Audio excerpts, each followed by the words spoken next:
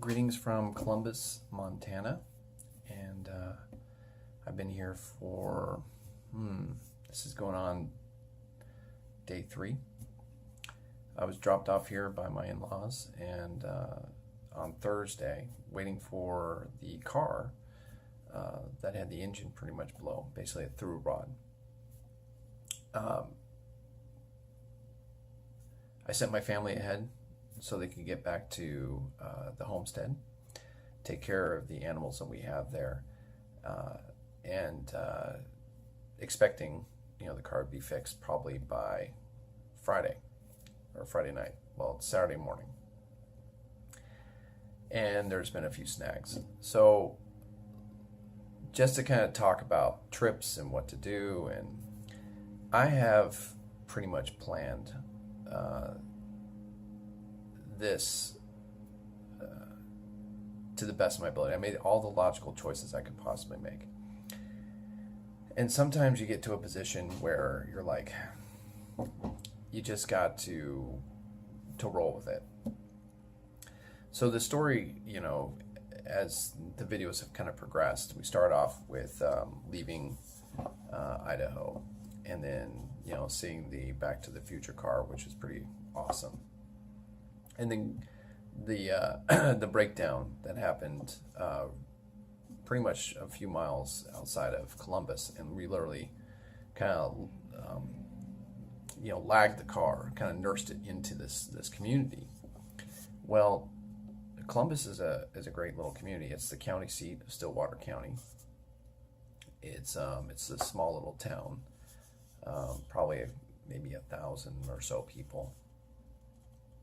But I mean, I can get what I need here. I got a place to stay. I'm staying at a Super 8/truck stop here.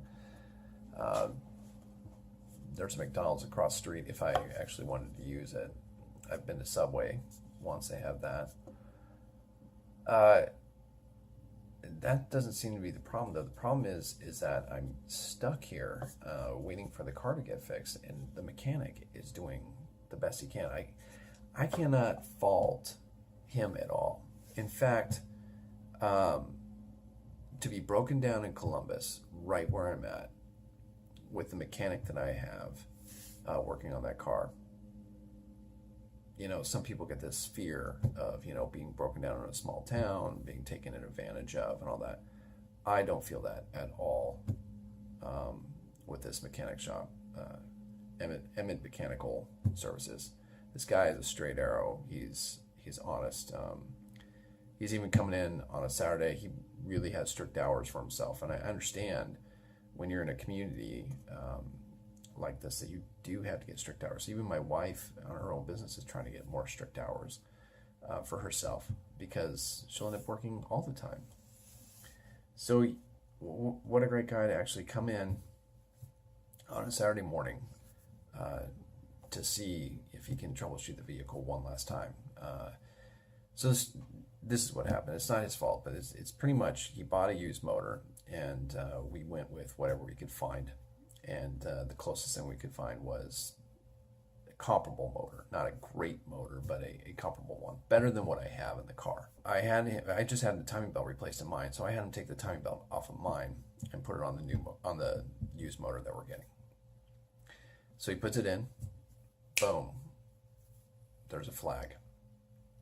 And it's a camshaft sensor. These cruisers, at least mine, has already thrown 2 camshaft sensors. It's not a big deal part. So what he did is he just scavenged mine, which is pretty much new almost, and put it on this engine.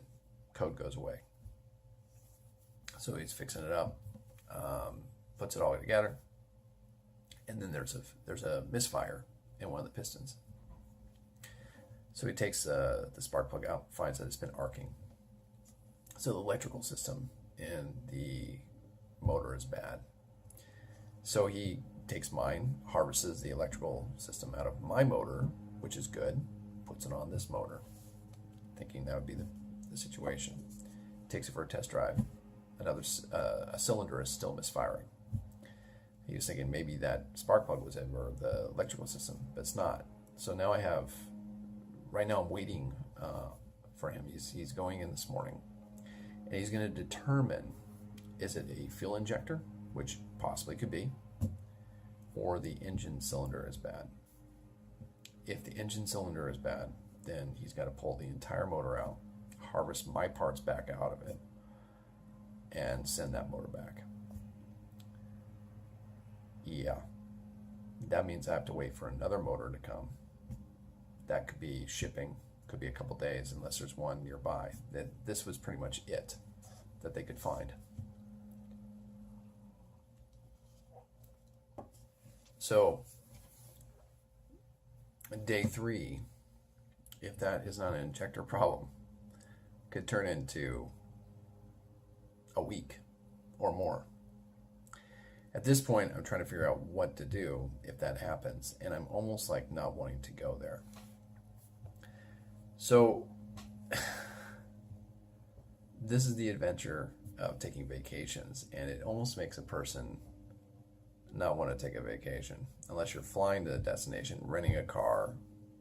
We drove to Medora, and our car's 13 years old. I had no idea there was a oil leak to the extent that it was. The oil light never came on. I had topped it off with oil. I had changed the oil within the last month. Topped off the oil thinking, okay, no big deal. We took off, and the oil light never came on, and boom, threw a rod. But I found a good place, an honorable place. And you can do that in these places. There are people that are honorable, of character. Don't give up hope on people. There's good people in Columbus, Montana. Hardworking, good people. So I'm at the Super 8. Here I am. So the debate is, what do I do? Do I leave the car if it needs a new motor?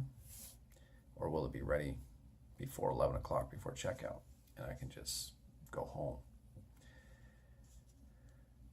That is the adventure of a vacation when things like this go awry. And many of you may have been in a situation like this, and you haven't been in a situation like this. It's unnerving. It's a little bit, it causes your stress level to go up.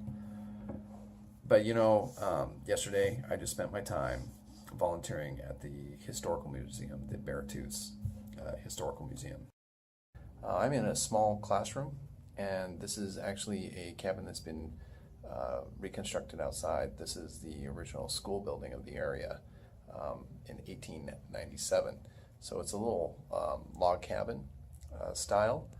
It's got obviously the teacher's desk in front, and they kind of did a really good job bringing some desks in, and maps, and a wood stove.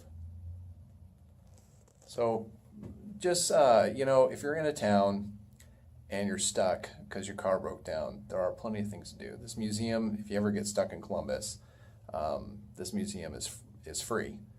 And it's just, what a great find to see just all the things that they have to offer here.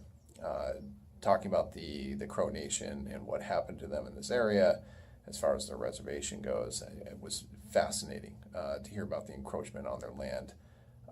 Is also fascinating to hear about the mining and the sandstone mining factory that was here that built many of the buildings that are still in this area. So just really, really cool history. Got to see some of the ranchers, the first dude ranches that were established in Montana before the Depression. So in the 1920s, during the Roaring '20s, people would come out to the dude ranches and play cowboy.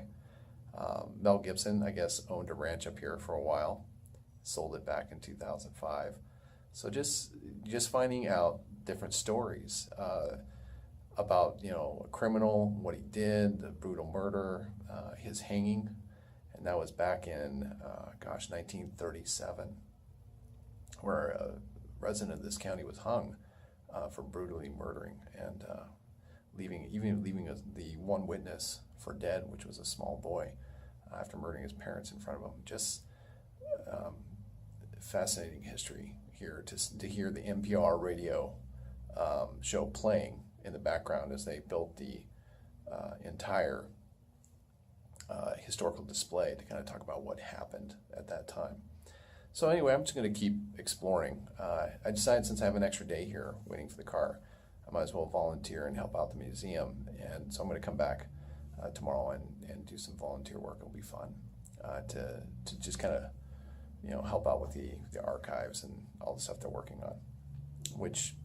So I might be doing something small, but it'll help out the place, and that's cool. What else am I going to do? I could sit in a hotel room and watch TV, or I can be out in the world and experiencing some life. And which is the Maine County Museum for Stillwater, and they have done a great job preserving the history here for this county. And they're just a couple blocks away. So I just walked over there and did some volunteer work. I mean, it wasn't much. I just pretty much was putting pictures on acid-free paper so they could have a person come in and write captions for the pictures and then put them into a file for the American Legion. But it was good. It was good fellowship. It was good talking to people. It was good to be busy doing something instead of sitting in a hotel, watching TV and doing nothing and just waiting. So now I'm at this point where I'm at God's mercy. I'm at the climax of the story. What will happen within the next 2 hours? Will I be going home to be with my wife and son? Or will I be looking for a more permanent residence here in Columbus while I wait for the car to get fixed? Or do I hitch a ride into Billings, rent a car and drive home, and then rent another car and drive back? See, that's the mind. It's planning. I'm always planning. And so it's part of being just a person that likes to solve problems. And when you get into a position where you're a problem solver and you're stuck and you've got to wait for one answer the other, this is where you end up. Thanks for joining us on this adventure. Hi to my wife and son when you see this. Love you guys, and I miss you so much.